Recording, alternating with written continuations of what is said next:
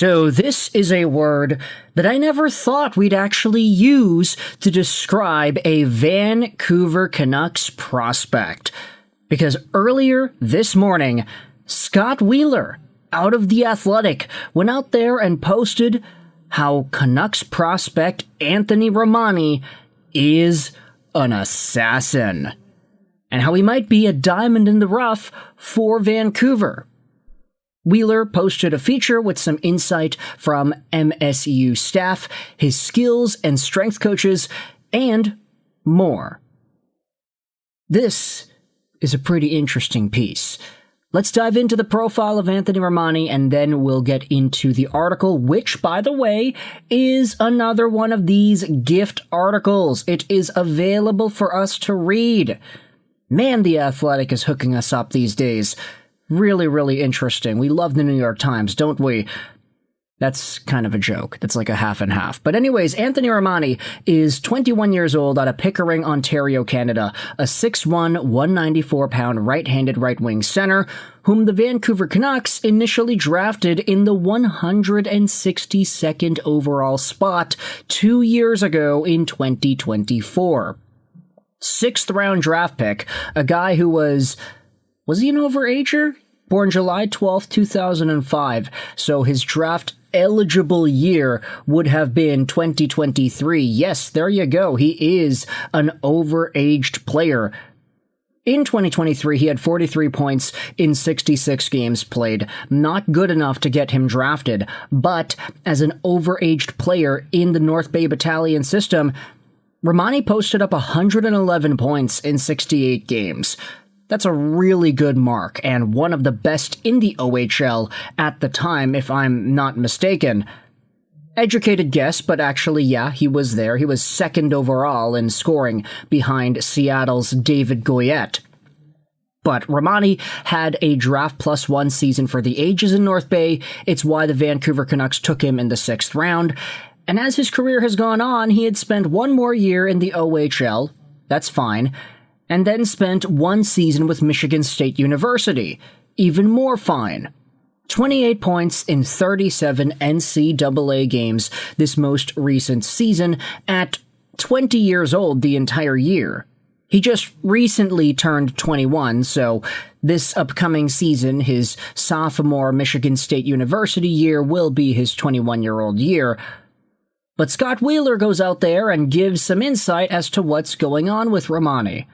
Here is one of the little excerpts from the article. Together, Romani and Rubble worked on the little things that can turn someone into a shooter. Timing, shot selection, shot placement, getting dangerous from different areas, even the toe on his curve and the flex of his stick. Anytime he gets inside, he is a threat anytime the puck comes towards him, Rubble said. He's a natural goal scorer, and for me the hardest thing in hockey is to score goals. After a review of his scoring in the OHL revealed that the majority of his goals were either the half-wall power play snipes he became known for or breakaways, Rubble challenged him.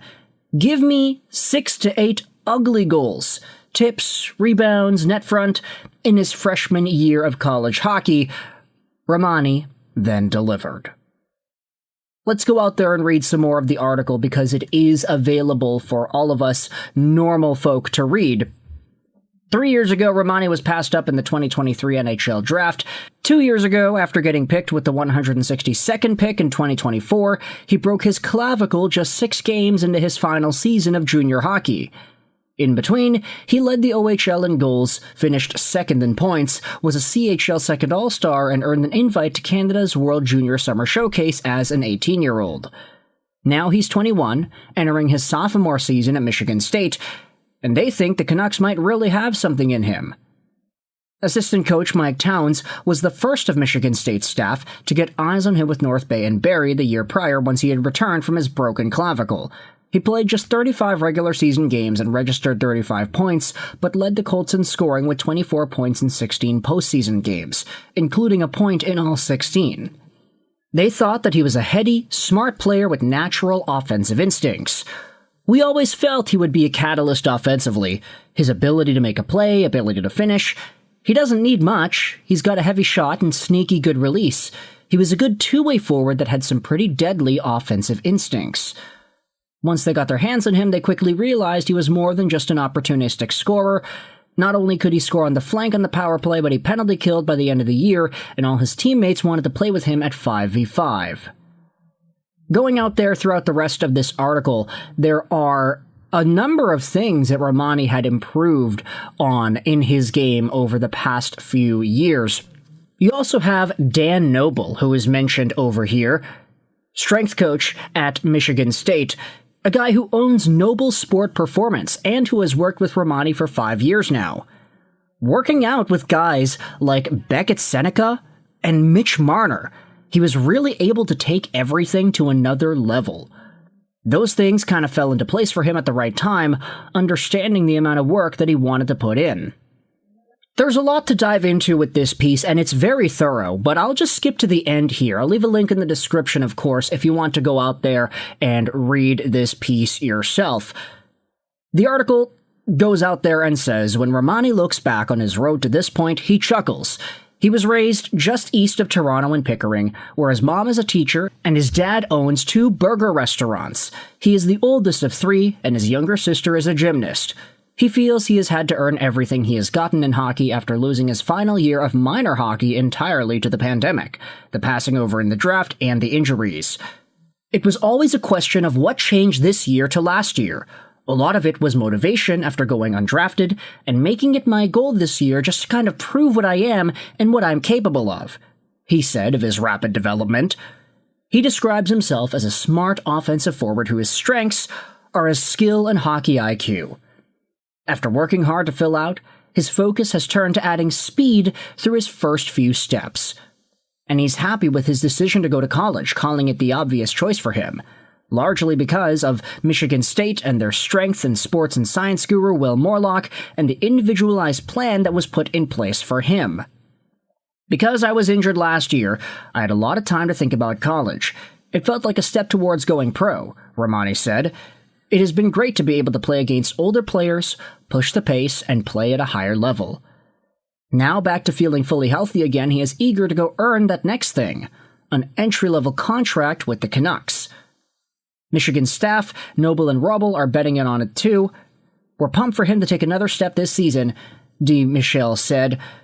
With reporting in East Lansing, Michigan, Scott Wheeler, this is his piece. Really great article, honestly. There's a lot to like out of this, and the profile that Romani has in store.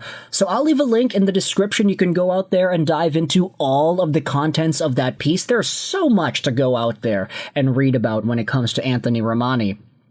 But from 6th-round pick to top OHL scorer to getting injured to also getting injured again, whilst having a pretty solid freshman campaign, scoring goals on the flank but also scoring goals in tight, Anthony Romani is filling out as a potential assassin in the Vancouver Canucks organization. A diamond in the rough, potentially. You can let me know your thoughts in the comments whether or not he is going to fill out as one of these guys. Is he a top 6 player in the future? Does he help out the Canucks in their rebuild by being that diamond in the rough name? You can let me know your thoughts in the comments section below. I hope you enjoyed this video. Sign on. And bye.